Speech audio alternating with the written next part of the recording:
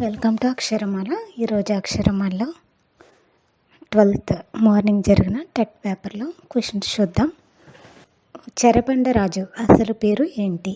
ఇది ప్రీవియస్ మొన్న టెట్లో కూడా వచ్చింది. ఆల్రెడీ క్వశ్చన్ సెకండ్ టైం అనమాట రిపీట్ అవ్వటం. చెరబండరాజు అసలు పేరు బద్దం భాస్కర్ రెడ్డి.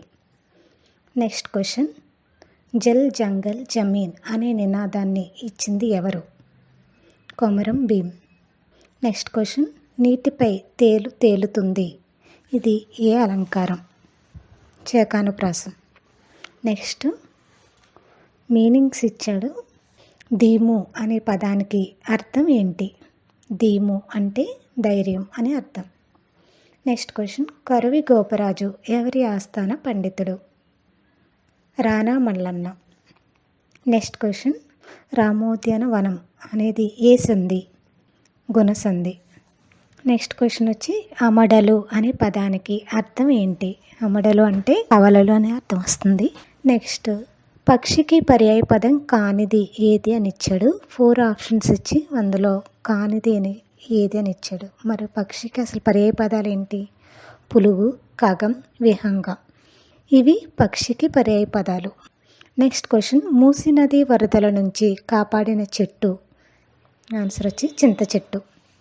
నెక్స్ట్, సాకులు, లోయలు, వంకలు అనే పదానికి పర్యాయ పదాలు ఇదే పదానికి వస్తాయి.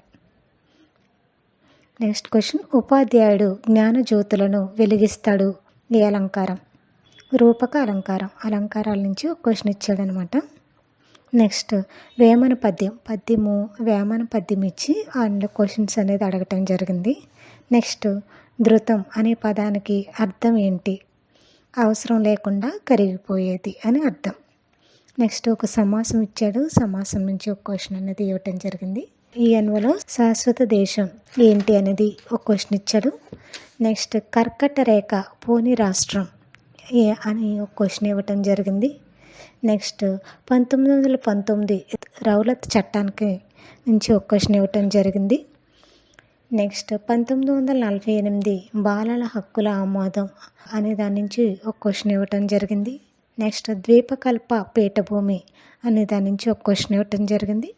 నెక్స్ట్, సైకాలజీలో కొన్ని క్వశ్చన్స్. బ్రోనర్ బోధనా సిద్ధాంతం అనేది, దీన్ని ఆవిష్కరణ బోధనా సిద్ధాంతం అంటారు. దీని నుంచి ఒక క్వశ్చన్ అనేది రావటం జరిగింది. నెక్స్ట్, ఫియాజే సంజ్ఞానాత్మక వికాసం ఉంది కదా, ఆ టాపిక్ నుంచి ఒక క్వశ్చన్ రావటం జరిగింది. నెక్స్ట్, చెన్ను అనే పదానికి అర్థం ఏంటి? చెన్ను అంటే అందం అని వస్తుంది. నెక్స్ట్, రక్షక తంత్రాలు ఉన్నాయి కదా, దమనం, విస్థాపనం, అవి రక్షక తంత్రాల నుంచి ఒక క్వశ్చన్ అనేది రావటం జరిగింది. నెక్స్ట్, ఎరిక్సన్ ఆ టాపిక్ నుంచి కూడా ఒక క్వశ్చన్ రావటం జరిగింది. నెక్స్ట్, RTE 2009 విద్యా హక్కు చట్టం ఉంది కదా, విద్యా హక్కు చట్టం నుంచి ఒక క్వశ్చన్ అనేది రావటం జరిగింది. నెక్స్ట్, సృజనాత్మకత అంటే ఏంటి అనే దాని నుంచి ఒక క్వశ్చన్ రావటం జరిగింది. నెక్స్ట్, అంతర్దృష్టి అభ్యసనం అనే దాని నుంచి ఒక క్వశ్చన్ రావటం జరిగింది. అంతర్దృష్టి అభ్యసనాన్ని అంతర్దృష్టి అంటే ఏంటి? ఏదైనా ఒక విషయాన్ని మెరుపులాగా ఆలోచన, సమస్యకి మెరుపు లాంటి ఆలోచన వస్తే దాన్ని అంతర్దృష్టి అభ్యసనం అంటారు.